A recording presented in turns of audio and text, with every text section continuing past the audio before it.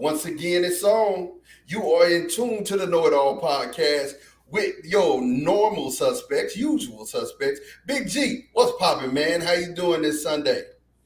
Man, I'm just enjoying Memorial Day weekend and ready to chop it up and talk some sports with the Know It All crew. Man, absolutely, absolutely. And Tate, how you doing this weekend, Memorial Day weekend, man? You done queued up something? You doing something? Nah, man, I ain't doing nothing, man. I was with my sisters yesterday for my niece's fourth birthday party, but you said normal and usual suspects, man. I ain't nothing about me normal or usual, man. I'm different, bruh. I'm different. This guy. This guy. That's why he is not the champion know-it-all, because of the simple fact that he thinks he's normal. All right. Now, here we go. We want to make sure you guys, man, if you like the content that you're receiving, make sure you like and subscribe. Like us on Facebook, subscribe on YouTube and Twitch so that when we go live, the notifications will hit you and you'll be ready to go. We're definitely going to get into a whole bunch of sports topics. Hold on to your hats. We finna do it for you and yours. But before that, we going to do it like this.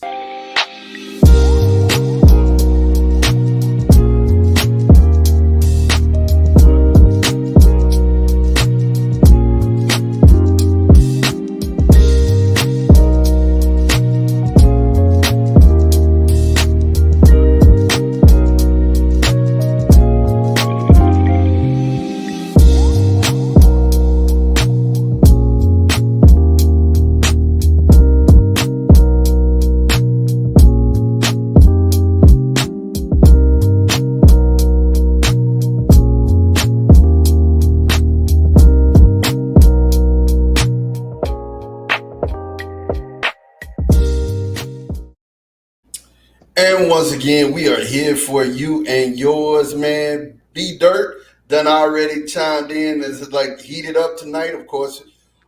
We know what he's talking about, and we're going to jump right into that subject, man. I just want to ask a question. Did Boston blow it, man? Did they blow their opportunity to actually make it to the conference finals? Big G had a smirk on his face, so I'm really excited to hear what he got to say about that. Talk to us, G. Did they blow it? Absolutely not. They did not blow it. Boston is built just like Miami, but better athletes. And the issue is Boston plays better with their back to the wall more than any team in the NBA. And I think that Boston is going to show up and show out tonight. I love Jason Tatum. I love Jaylen Brown. I think you're going to get a boss effort from Marcus Smart. But the big X factor is which Al Horford is going to show up to play. If Horford shows up and he gives us 14, 15 points, 8, 9 rebounds, the Boston Celtics is going to walk off as the Eastern Conference champions. Because I think the rest of the players are going to do what they got to do to seal the victory tonight down in Miami. I ain't saying it's going to be a cakewalk, but I look for Boston to pull it off. Yeah, I hear that, man. I hear what you're saying, man. It's definitely not going to be a cakewalk, man. I don't think it's going to be a cakewalk. Tate, talk to me, man. How you feeling about tonight's game? Did Boston blow it, or do they still got a shot? Man, I was talking to my homie Bob, man, BT Bob Thompson. Happy birthday, man. 49 today. He in Nashville, Tennessee. I was talking to him this morning. We was talking about the game, and we both said Boston blew it.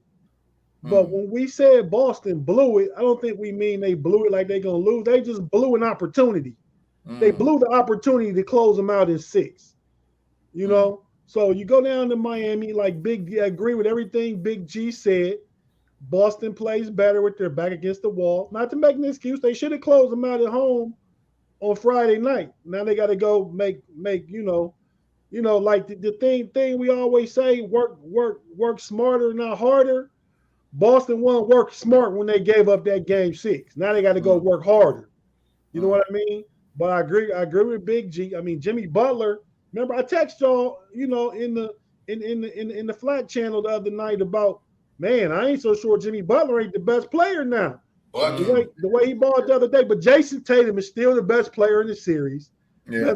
Let's not be mistaken about that. Jimmy can call on his. He just has a inner will. You know what I mean? He just is a tough dude. He came out like, man, they've been talking about me the last 2 or 3 games. I'm about to come out here and get it in, and he did. Yeah. But I think Boston gonna be ready tonight. I think I agree with Big G. Jason Tatum is good, great. Jalen Brown is good. Marcus Smart will have a good game. Jalen Brown got to tighten his handle up, man. That Joker always turning the ball over, man. Yeah, he dribbled too much. He be trying to do spin moves and bust to go to the bucket. Man, just do a 1-2 and pull up, man. They can't hold you.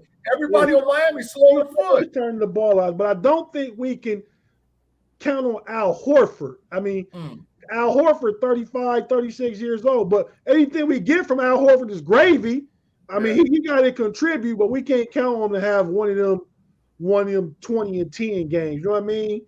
Everybody else, I mean, you got to Robert, you know, the front line, Robert Williams, Al Horford. Yeah. What's the guy's name? The other Williams. You got the other Williams. There's two Williams. Yeah. That one. But I'm talking about the other guy, Tice, Daniel Tice. Right. I'm talking about Daniel Tice, though. Yeah. I'm talking about the bigs. So, you know, collectively, they got to give Boston so much, but you don't got to count on just one of them, is what I think. But, yeah, everything else, I agree with Big G said, and I think Boston can go ahead and take that tonight, man. Yeah. Man, I would hope so, but, you know, the experience of Jimmy Buckets, man, that's the thing you have to worry about. Brother man didn't just lay down, you know what I mean? And he didn't allow his team to just lay down. Now, Kyle Lowry ain't getting you nothing, man. The whole series. He balled the other night, though. He had like 18 to 10. Man, listen, I'm going to tell you, that's the first time he gave you anything. You're right about that. I mean, at this point, I was listening to some Miami Heat fans, and they were like, man, if he's on the team when this is all over, you know, they're going to trade in their membership. I'm going to tell you something, man. I think that the basketball door for Kyle Lowry has pretty much – it's over. That window for him has passed him by, man. I don't think he is, you know, he doesn't have the same explosion that he used to have. And, you know, Big G was saying he never thought he was a top 20 talent. I did. I thought when he was in Toronto, you know, I thought he was up there. He was top 20. He never was in the top 10. Never in MVP contention to me. But, you know, definitely a great piece. Wait. Mon, how in the world are you saying that at one point in Kyle Lowry's career, he was a top 20 talent in the NBA? Never. Never. I mean, never, ever. At some point. I mean, never. He was an all-star. Big G, how do you explain that? Tate, get him, man. Get him, Tate. You better let him get him before I get him. I mean, no, it ain't about getting him. I agree with you, though. I mean, Kyle Lowry, you got guys that make all-star games and not top 20. I mean, he made himself. Let's not forget, he went to Villanova. Yeah. He was drafted by the Houston Rockets. Yes. He turned himself into a great player, a really, really good player. Correct. You know, he went to Toronto. So that's all I'm saying. He went to Toronto. Him and DeMar Rosen made something of Toronto, but he was never a top 20 player. Never. He got paid like he was top 20. But he did, and he was an Olympic team too. So I mean, you got to give him his props. Got to give him his props, man. So Big G, I don't know what you're saying, man. You know, I just, you know, to me, I'm not gonna get at a hot take, and I'm not even gonna get at a wow. I mean, because that's you know, you can see that either way it goes, man. They can see that either way it goes. But you know, definitely, I think the Heat they're gonna need a good shooting effort out of their backcourt. Their backcourt's gonna have to put up some points, and Bam is gonna have to play out of his mind tonight to beat them. That's just the only way that I can see that happening. Is Tyler Hero listed as a game time decision for Miami? You know what? We can check that out. I don't know if he's listed to play tonight, but I mean, you know, Duncan Robinson. Duncan has been a disappointment. I mean, he came in trying to do something, but you know, still out on the season, and it's just one of those things where I'm looking at this whole thing and I'm saying, man, honestly, if we could really, you know, put things in perspective, I just don't see at all. I don't see Miami without Bam putting up numbers. I don't see Miami winning tonight. Bam is really going to have to put up some numbers. Bam is really going to have to fuss. He's really going to have to fight. And the Williams boys have kept Bam in check. You know what I mean? They definitely – they haven't done a lot of scoring, but I'm going to tell you something. They've been big. They have been strong. And they have been, you know, rebounding their butts off in that paint, you know, and that's really all you need from And this day's NBA, and I mean, I'm gonna talk about this when we talk about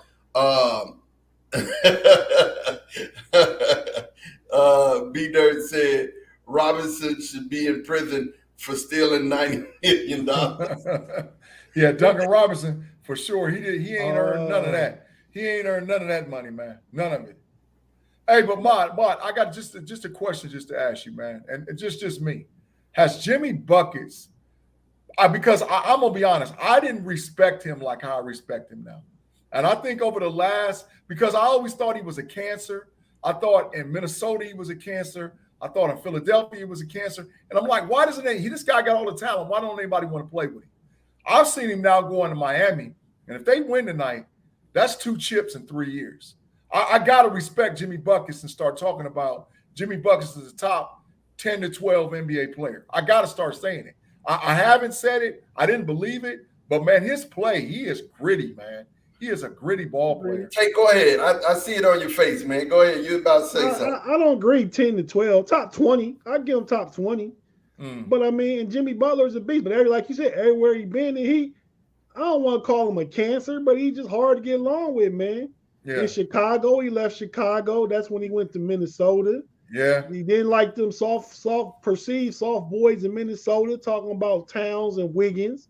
Yeah. Got them to the playoffs, left there, went Philly. Him and Joel Embiid got along. Him and Embiid got along, but he didn't. I think they made a decision to go away from Jimmy. I don't think Philly was his fault. No, well, they didn't want to pay him.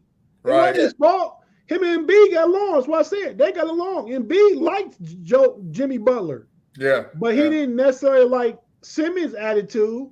And even after game 1 in this series, or after they closed out against Philly, he tweeted something about, right, Tobias Harris over me.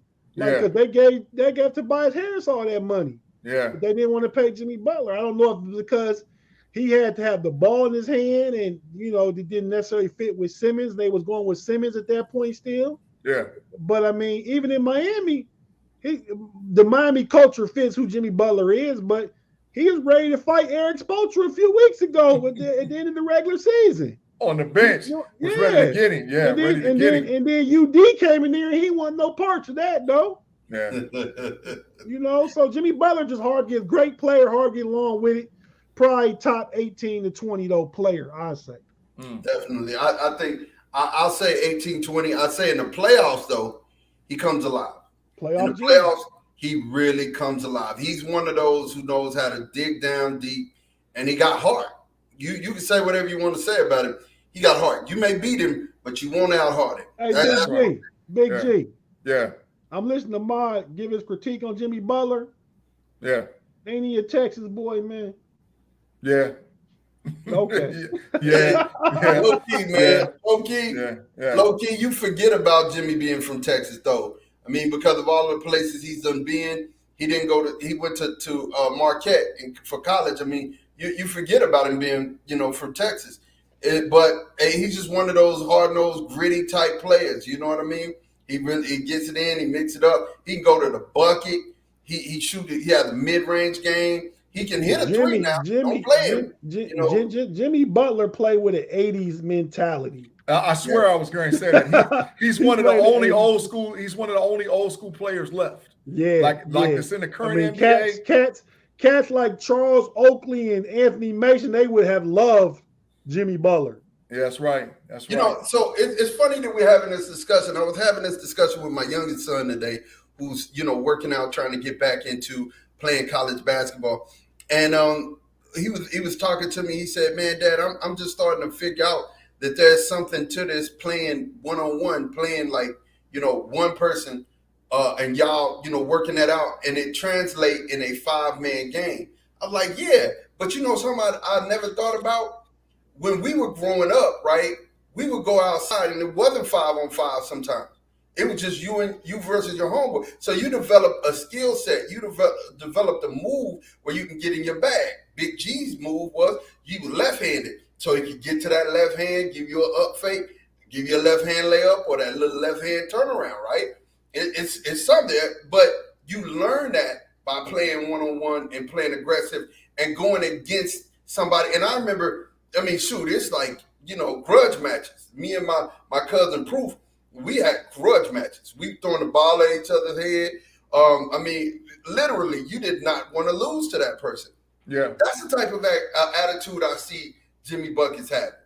He's just like, man, I don't want to lose.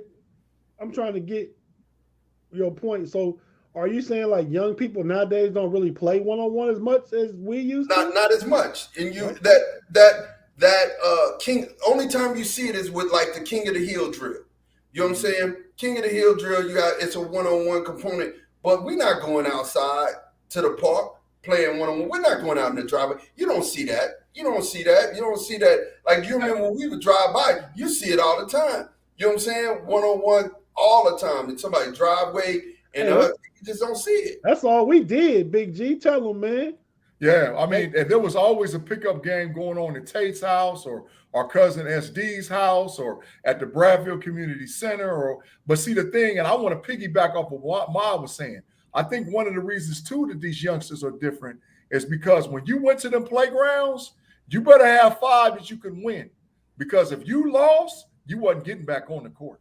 You'd have to go way down to the scrub court and work your way all the way back if you wanted to be on the floor. So, and I don't think these youngsters, they don't play competitive like that to where, like, man, if we show up at the playground and we show up at somebody else's house over at Tate House, we was playing 3-man basketball. If you lost, you might not get back on the court for an hour and a half. Muggs was sitting on the side trying to get a dice game going or playing cards or something because we knew it was going to be forever before we got back on the court.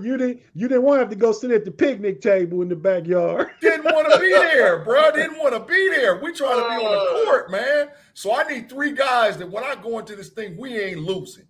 We ain't losing, man. And that's the type of heart that you don't see too often. Like when teams get blew out, or when they're losing by 20 or 30, they pack it in. You know what I'm saying? They do. They do. Now it's common to see that. But back then, hey man, we losing, we playing till it's over.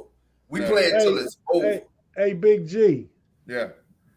You remember at the YMCA, you lose, you have to run to the board, and you put your name on the board at the Y. Yeah. You had to sprint you ain't had no control over your team. Whoever was the next 5 on the board, and if you lost, cats would be hanging back at half court, ready to run to the board. Hey man, you know how many times, like if I knew we was down and I knew they just needed a game-winning bucket, I wouldn't even cross half court. I mean, I literally was standing between half court and the free throw line, eyeballing and looking at whose angles was what. And there's a couple of times I ran to the board, I had to give cats elbows or a push and be like, nah, I'm getting back on the court, bro. Because the main thing was you wasn't sitting.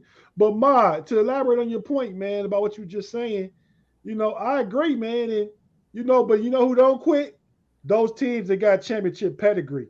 That's right. And it all started with, I'm talking about Golden State game 2 coming back against Dallas.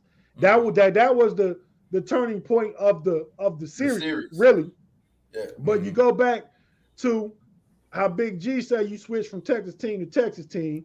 You go back to the Houston Rockets in the 90s, the heart of a champion.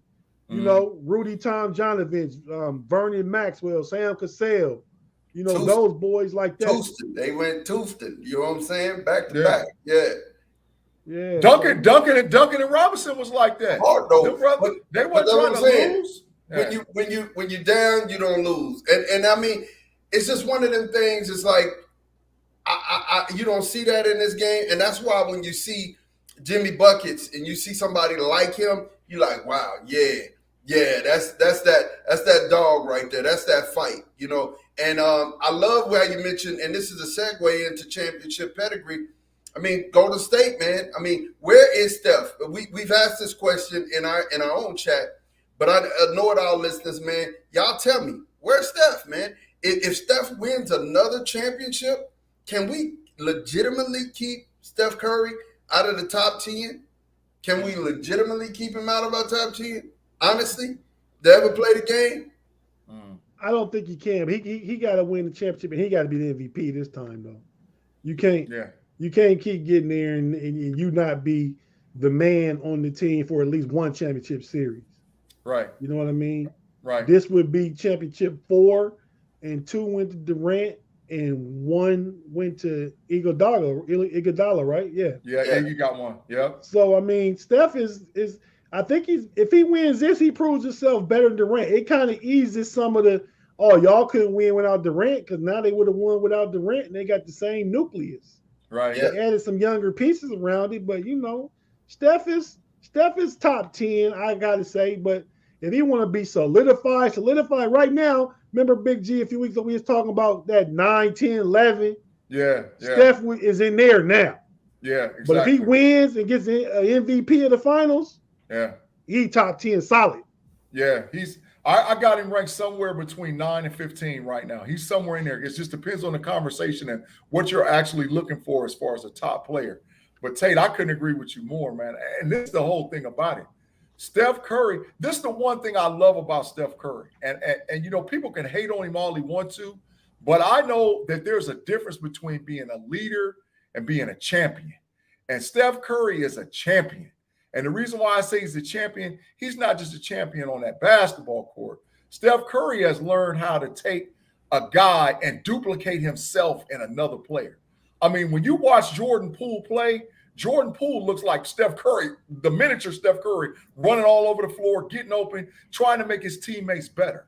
So that's why I love Steph Curry as a player, because he's not just a leader. This dude is a champion, and he's duplicating himself in really a relatively young roster. There's a whole lot of young guys that's on that team, and it's not like I'm the superstar. Everybody got to come see me. He's more or less like, I'm going to work hard, and my expectation is for everybody on the team to work just as hard as me, so then that way we can get this chip. And that's why I love Steph, man. I love it. I mean, I hated to see Dallas take that last L, but to be real with you, I think they're a couple of players away, man. I think when you look at Big G was talking about the NFL and the receivers and going to 11 personnel. When you look at the NBA right now, you don't really need a true center. But what you do need is a big man to rebound and to deter shots from being taken inside of the lane. And if you look at, Boston has that, Golden State has that, Miami not so much. You know what I mean? Miami. Who's Golden State got? With the combination of the Williams boy, Horford, no. But the Williams. Who's Golden State got? Golden State got what's Looney. Your boy? Looney's the only guy that Golden State has. Looney. Yeah, because Yeah. Wiseman is out. If they have Wiseman, Looney comes in and does his job. You know what I'm saying? He He's rebounding. He's scrappy. He don't need to score a lot. If he does, you get a lot from him. Y'all in trouble. You know what I'm saying? But you got so much coming out from the outside, and that's where the NBA is going.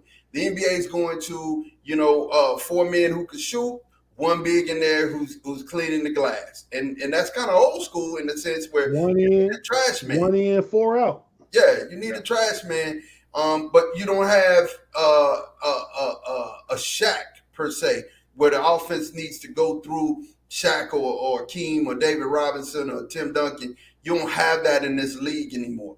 And I think Dallas, if Dallas can make a couple of moves, I mean, there's some agents out there that I think, if Dallas could pick up a Zach LaVine or what's my guy from Portland's name? We were talking about him off camera. Nurkic.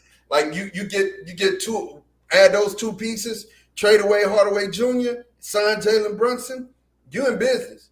With Luka, he's young, you know what I'm saying? And you had those other 3 still out there who can really shoot the ball. I think, like I said, I think Dallas was only a couple players away, but Golden State was clearly the better team. What do you guys think? This is part of the learning experience. I mean, this is going to benefit Dallas later. I mean, Luka got to get Luka need a solid all-star 3-and-D type player. I don't know how Zach LaVine fits, because Zach LaVine needs the ball to score, and Luka needs the ball to do what he do. You know what I mean? You're not going to take the ball to Luka's hands. I mean, they need somebody like a Klay Thompson in his prime. You know what I mean? Somebody like that, I think, is the best fit for Luka. I mean, I think you could get a big, easily get a big. Don't have to be Nurkic. Nurkic's going to be wanting some money. You know what I mean? They could they could definitely get, a solid big that they could get Drummond.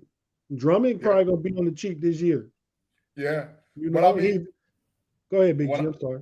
when I checked out their cap room or what the Mavericks actually have available, the Mavericks could actually splash and get a couple of big time names.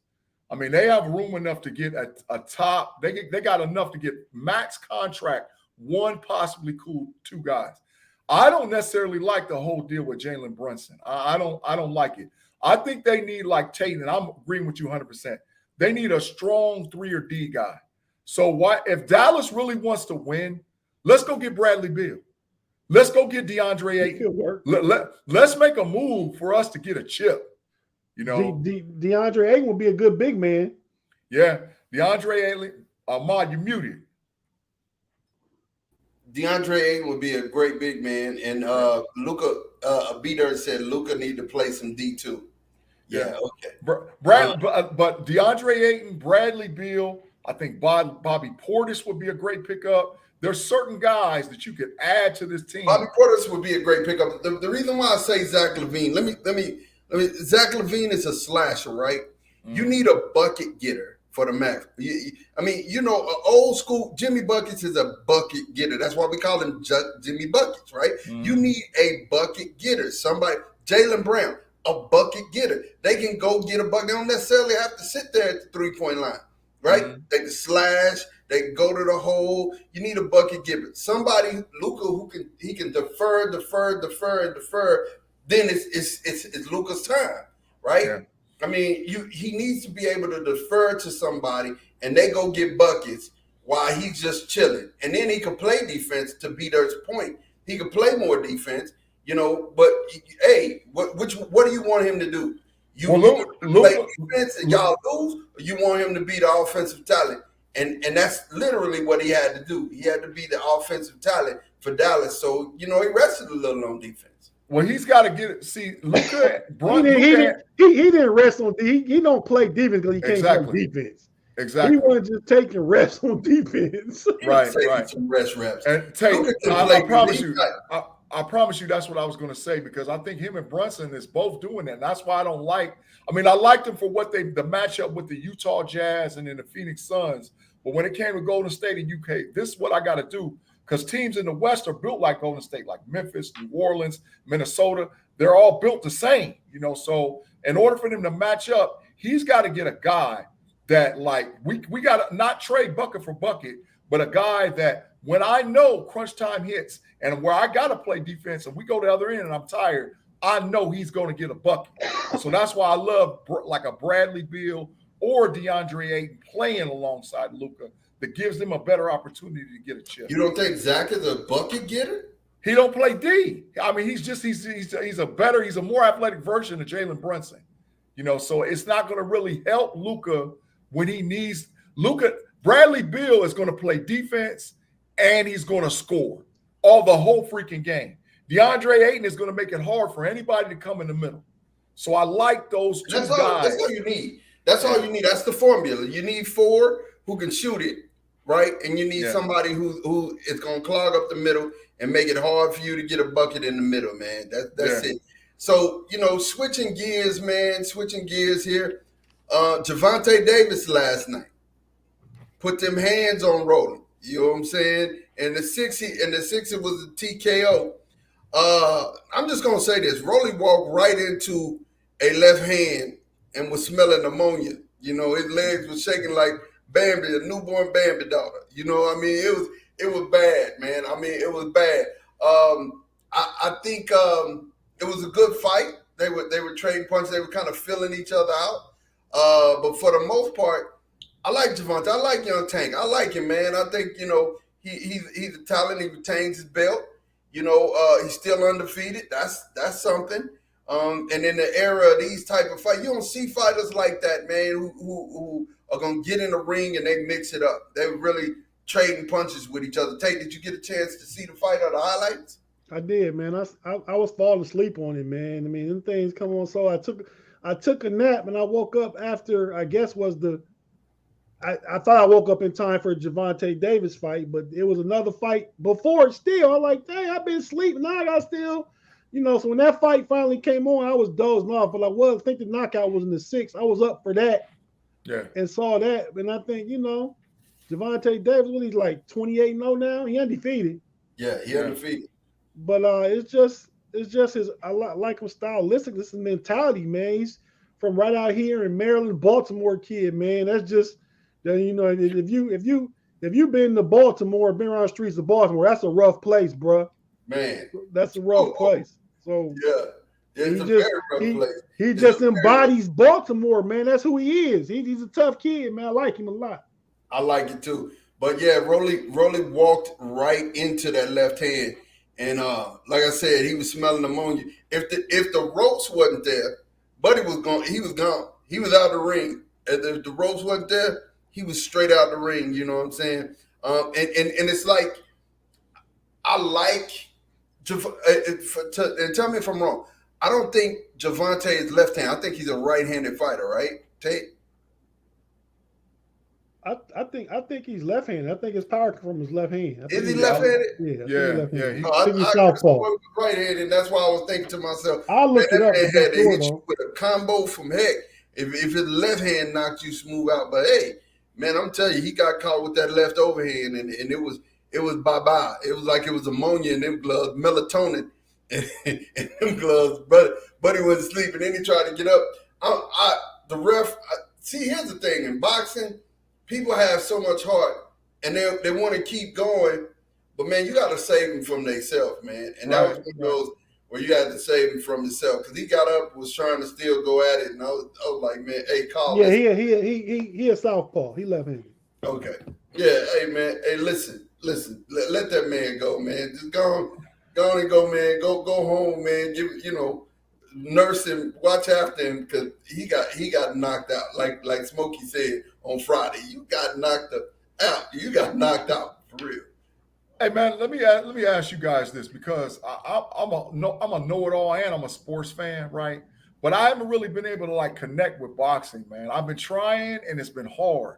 So I'm asking you guys, what's the state? What do you guys feel the state of boxing is in right now? Because I'm able to connect with MMA. I love that freaking octagon. You know what I'm saying? And I'm I love all sports, but I remember, and it's just I'm just stubborn and stuck. But between the 80s and the 2000s, where boxing reigned supreme, and I just want to know, how do y'all feel? What's the state of professional boxing right now? What do you all think it is? Where it's at? Go ahead, Tate. I'll go after you. Man, boxing is not what it used to be at its pinnacle. But it's coming back though. It's coming back. I'm not an MMA guy at all. I don't watch that at all. I mean, I got family members that do it and participate in it and stuff like that. Shout out to Ground Shark, my cousin in St. Louis, who's like the Midwest champ of Missouri or something like that. But you just gotta find the good matches, man. Not all matches nowadays. Every match ain't good, but that match last night was a good match. A few months ago, when Sean Porter fought Bud Crawford, that was a good match. I mean, it's a whole bunch of good matches out there. You just got to find them. A lot of times people will wait and we watch washed matches, like when Pacquiao finally fought Floyd. I don't have no interest in seeing that. I ain't paying for that. You know what I mean? Yeah. 5 years too late. 5 years too late. Yeah. Yeah, 5 years too late. And I grew up on boxing, man. I mean, my Uncle Eddie used to go with him. I remember I was telling my mom, I was talking about this last night out on my deck when my mom's over here. We was talking about my first fight I went to see was Hearns and Sugar Ray Leonard in 81. Hey, Big G, you remember this? My Uncle Eddie, we went down the street right there in Oakland Park, wherever Bebop's house. Yep. To watch that fight. I was about 9 years old, man. I've been hooked on boxing ever since. I love boxing. Yeah. I'm gonna tell you something. B-Dirt just said boxing is better now than it's been in the last 10 years plus. Yeah, I agree. Agreed. It's making a comeback. You got people like Javante Davis, Canelo Bud is a Crawford, good. Errol Spence, Yeah, Earl Spence. Canelo was a good one until he got beat by Bivol, but still in all, he's a good fighter. You know what I mean? Canelo, right? Yeah, Canelo. Yeah, Canelo. Then you still have what's the heavyweight? He's a good fighter. Tyson Fury. Yeah, Tyson Fury is a good fighter. He's 6'9". Yeah, I mean, 6'9". he's huge. But he can box though. He can box. And he's 6'9" and can box. And Tyson Fury used to be a dope fiend, so the backstory to that is great too. Yeah, it's crazy. And you know, I mean, when you think about these type of fighters, you're not competing. Anthony Joshua and them aren't just like, you know, regular dudes, but they're not like great champions. But still, in all, they're knocking these boys out. They putting them down. I just think you don't have a top heavy, and that's what we're so used to seeing. We're used to seeing a top heavy boxing like what Tate just depicted with Sugar Ray Leonard and Hagler. You know what I'm saying? Hearns and Hagler. You know what I'm saying? Yeah, you had grudge matches. You know what I'm saying? You had Tyson. You had Holyfield. You know what I'm saying? It was top heavy. You know, Riddick Bowe, George Foreman. Yeah, when we got to the Klitschko's, it just died. You know what I'm saying? I agree. It was over when we got to the Klitschko. Because, see, the reason why I don't think you can connect is the heavyweight champs are not the best division. Ain't the best division no more. Right? You know, so you're looking at the lower weight fighters, and we are used to watching heavyweights. We want to see the big guys go at it.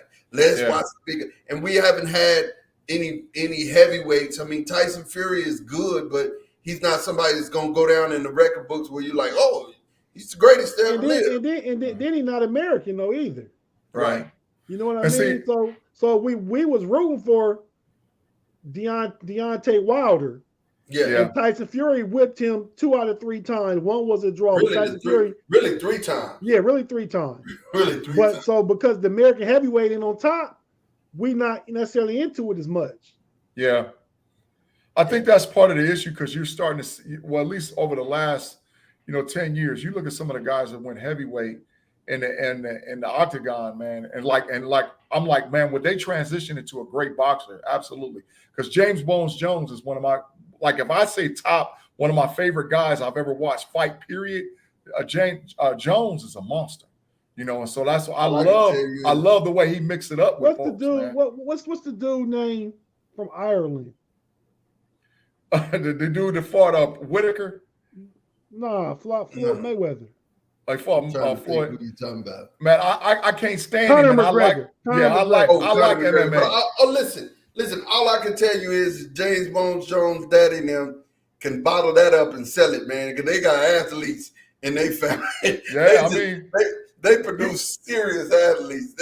Two professional football players and an MMA fighter. Come on, man. Yeah, they can bottle that up and sell it, man. That's Chandler Jones' brother, right? Yeah. Yeah.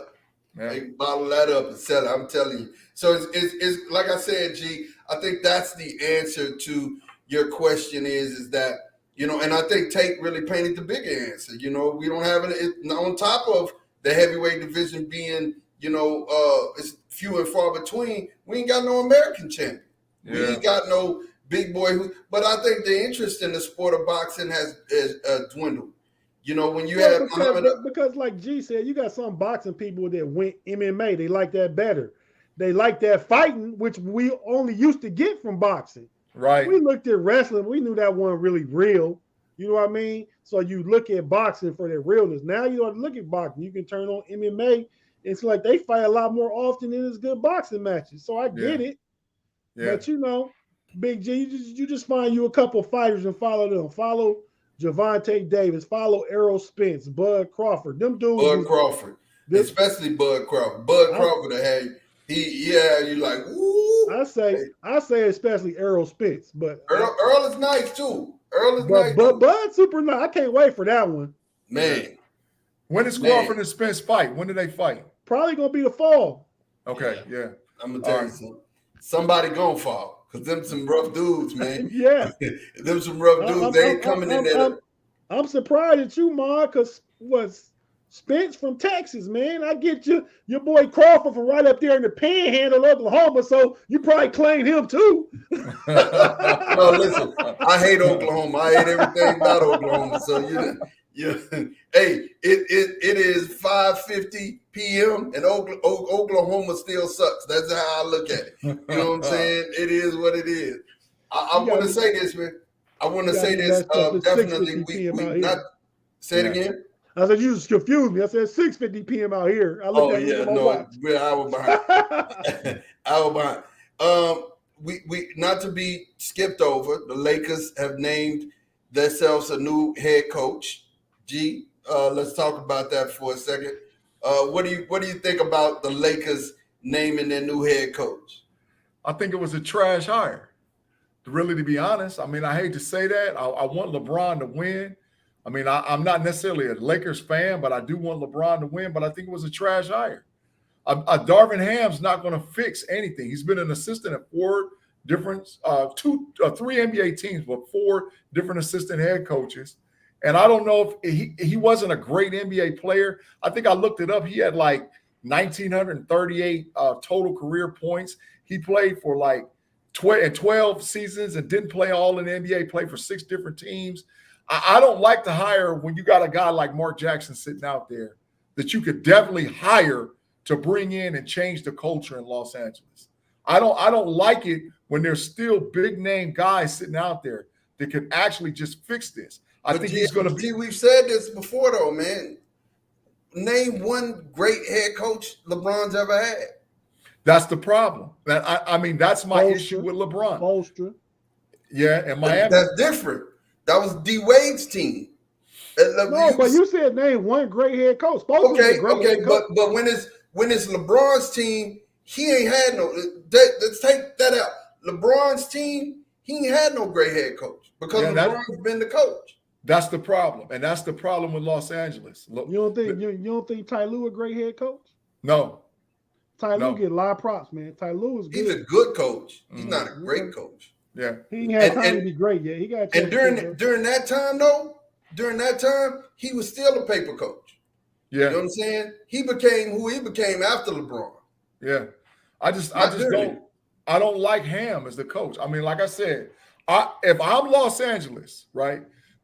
When we talk about basketball, the Lakers have a culture.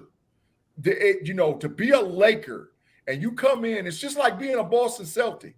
And you start running down the names of the greats, right? And you look at the names of the greats with the players. You also got to look at the name of the greats with the coaches. The Lakers have had some of the greatest coaches that ever coached basketball. The Boston Celtics have had some of the greatest coaches that ever coached basketball. So I'm like, in Los Angeles, if you want to change the culture to be able to go and win, because guess what? LeBron maybe got 1 or 2 more ice cream seasons in him, and it's all over with.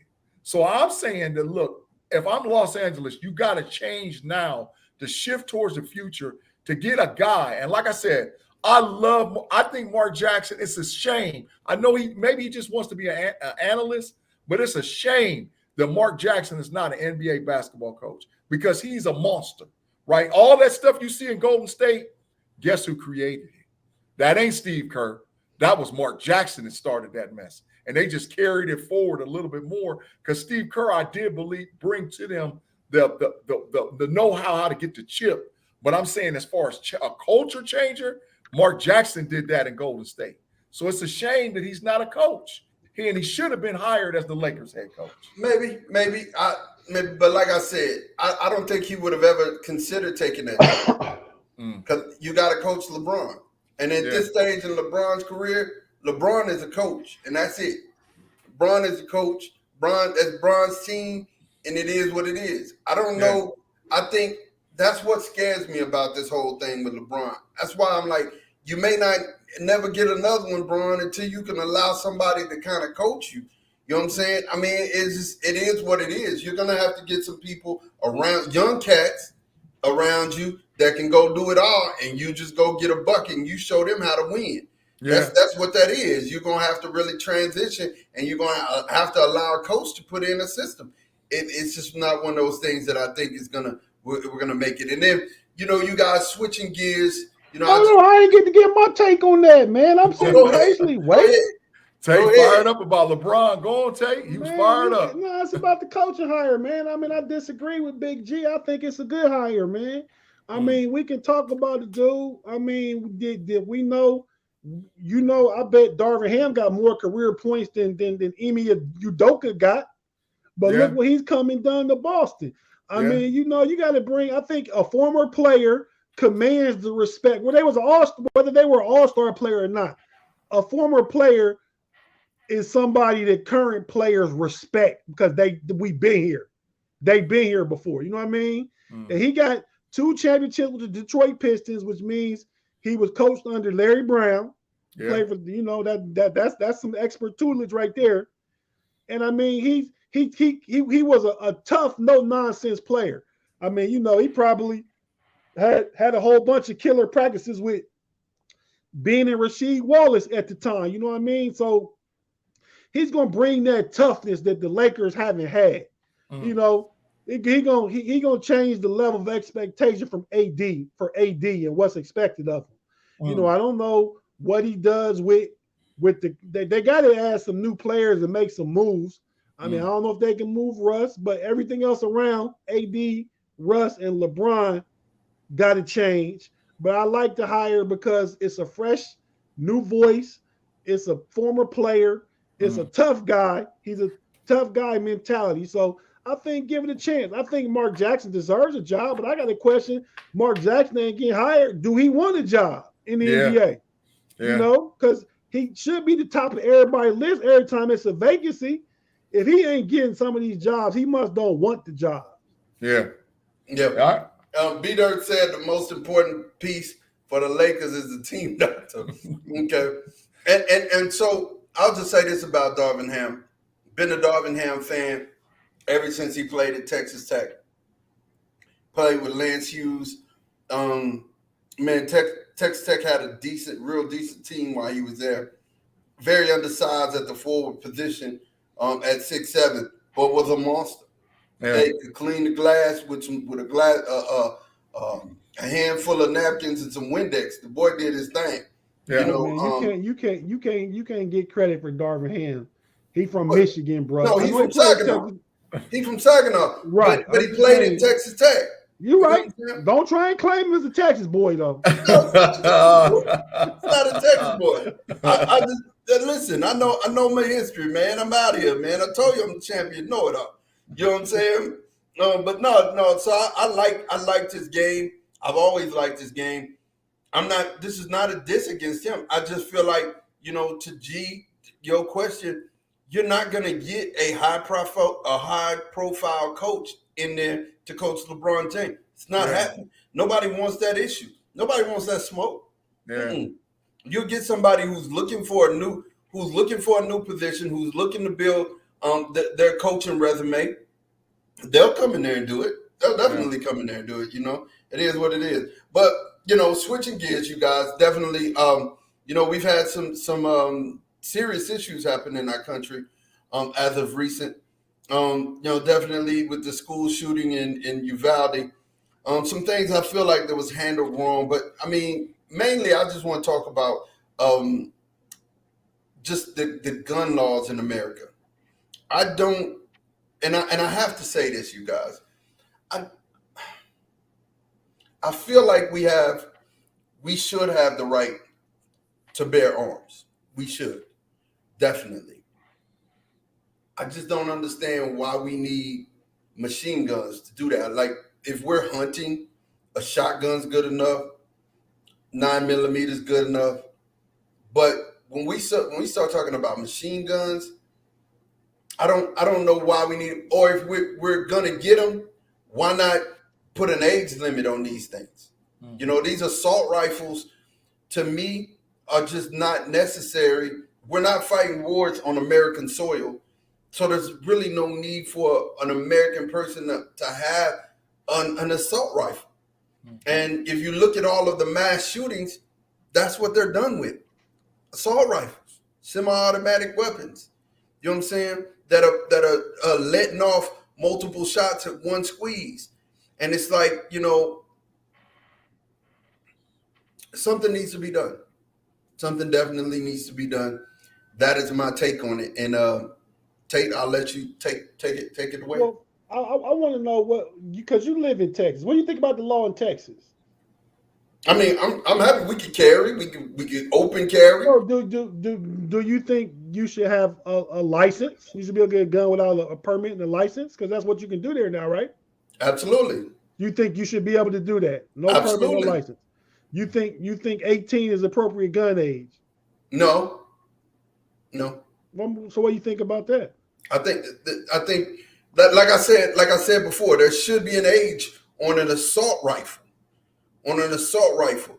At 21, you're able to do everything else. So 21, you should be able to get a gun, right? You should be able to carry a gun like anybody else. You're considered adult at 21 in the But state of Texas. without a permit and a license, though. Just I'm 21, I have a gun. Yeah, absolutely. Well, I think in that law, Governor Abbott and Texas politics is fascinating, man.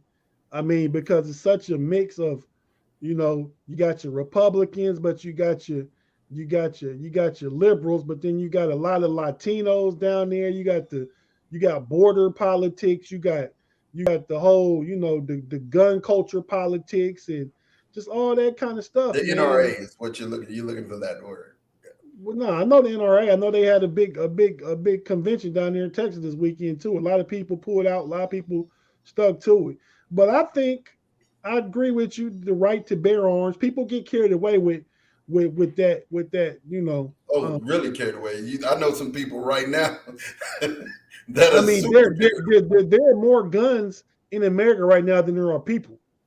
And then people talk about their Second Amendment rights.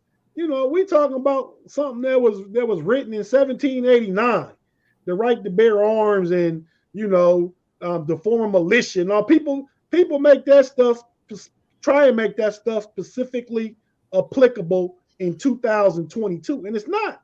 Right. And it's not. I definitely agree with you about the assault weapons, assault rifles and stuff like that. No regular citizen needs that.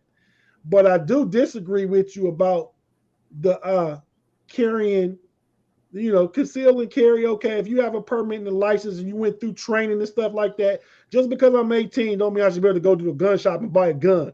I haven't had 21. huh? Let's say Well, just 21. because I'm 21, if I haven't had proper training, if I'm not registered in the system and you don't know, about my gun, what if I shoot somebody? My gun is not on record. You don't know what I might do. So you need to track that stuff a little better than just turning 21 and being able to go buy a gun. I understand what you're saying. I totally understand it from that vantage point, but there's a lot of things that you have to take into consideration. When you go get a license, they're not psychologically vetting you for a license, right? But if we're going to talk about, and then just driver's license, we're talking about driver's license, and you're operating in a vehicle which you can turn into a weapon, right? People don't have. I'm just going to say some people have mental issues, and that's moving throughout the whole thing. So if I could piggyback on your statement and I could say, hey man, if we're going to go 21, then let's do this. For an assault rifle, you definitely are going to have to go see a doctor or physician and get some clearance and some write-off for that. Because I don't know why there's a need for one. I believe like it should be before the clock went up in the early 2000s. It should be a ban on assault weapons. Like you shouldn't be able to have one. I don't have a problem with you having your handgun or your rifle. You know what I mean, like that. But we talking about AR-15s and these automatic You're not fighting on weapons. American soil. You're not. Right. So I certainly disagree with that. And the last thing I'll say is I think Congress needs to actually do something, man. Well, I've been seeing school shootings for the last 30 years, man. And you now are can be victim by going to church, school, work, grocery store, the concert in Vegas a few years ago, the nightclub in Florida. I mean, everywhere people go, you can be a victim just because somebody can get their hands on an assault rifle. And the American people, 90% of American people want background checks.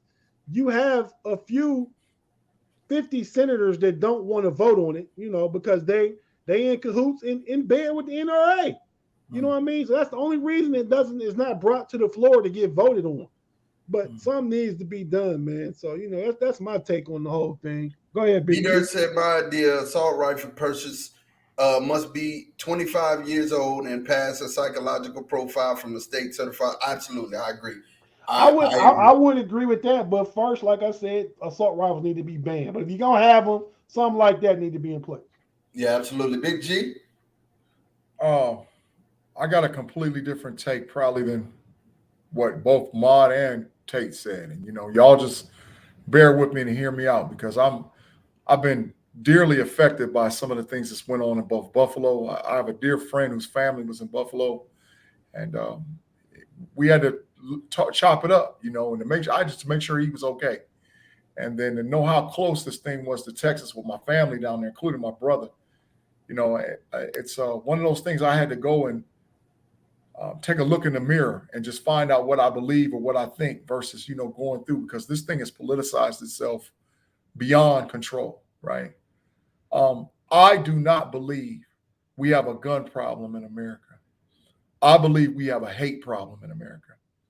And I believe because we have a hate problem in America, guns and politics and racism and all these other things have just steered their little ugly head towards the top. And in the process of it, we keep seeing people die. And what we keep seeing die is Black and brown people. I'm not saying that there's not been Black and brown people not killed or had their lives taken from them or anything like that. But in America, we're not dealing with the core issue. And our core issue, in my opinion, is that we have a hate issue, right? This little young man that killed these kids down there in Texas, he's been shown hate his whole life. If you go back and do the study, and he came from South Dakota down to Texas, and find out about what the stuff he went through with his grandmother and his mother, because they're publicizing it. It's that he's been hated from the time he was a child.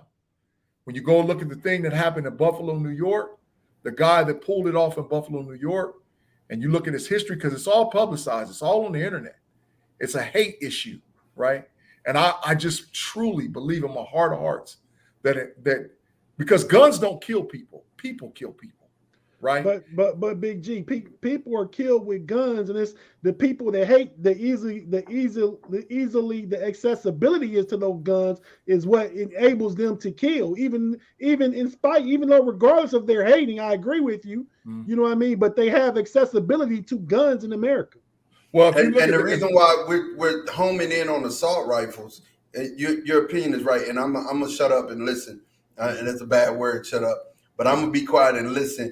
But the reason why we're honing in on assault rifles, if you look at the numbers, those are the things that are mainly used because it takes no thought. One squeeze of a trigger, it's over with. You know what I'm saying? I feel you. But how I look at it is, I do a lot of comparatives, right? Look at the time of the temperature of the country in the late 50s and 60s and the early 70s. And look at the time and the temperature of our country since 2010 to now, right? They're very similar. And what was dominant during that time was the hate that people had for each other based on the color of their skin, their political affiliation, and what they believed was right and wrong. And there's nothing has changed from the late 50s, 60s, and 70s to right now, because it's still hate on hate.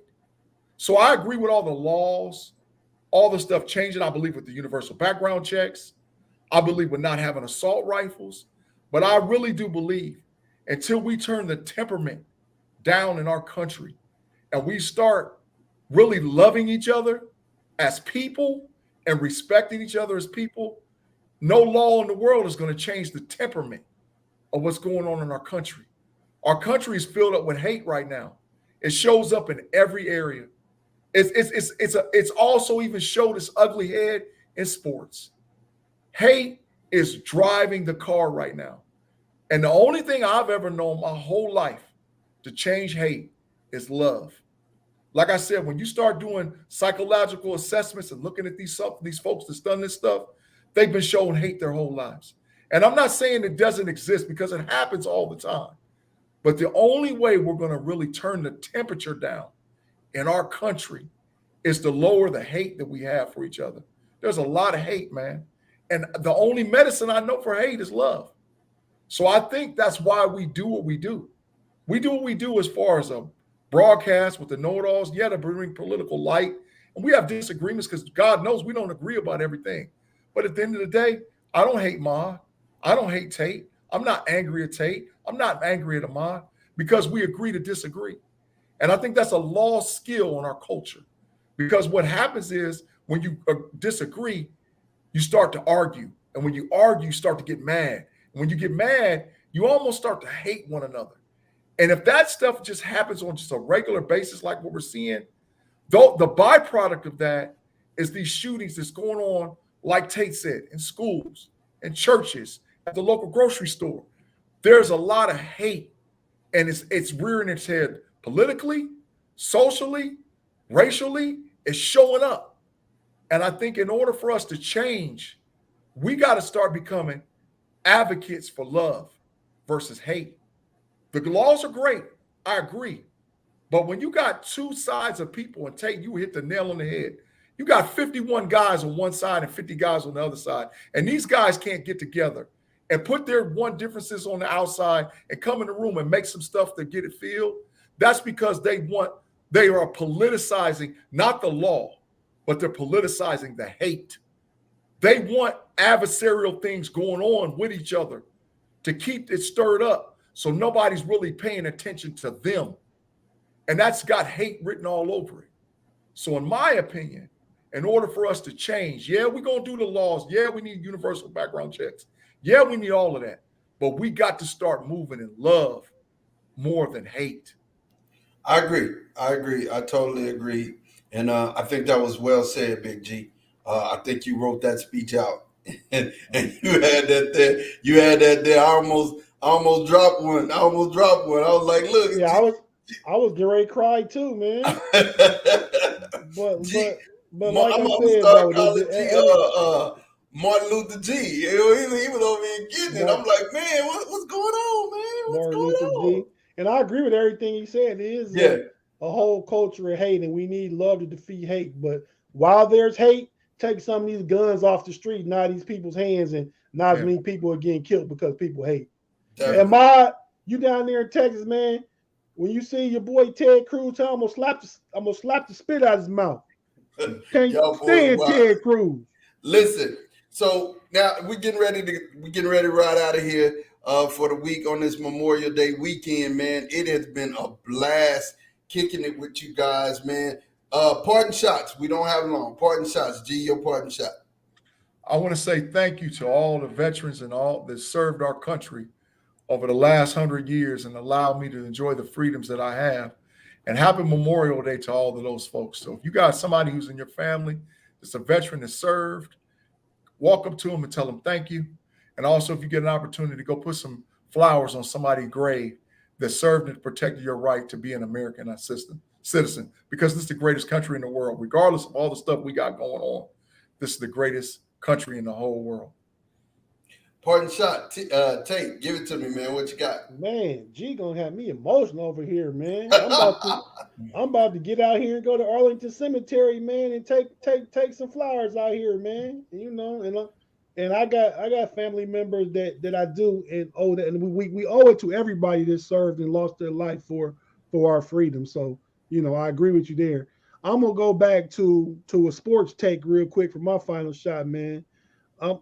B Dirt, shut up, man. I just was about to say, man, Celtics in 7.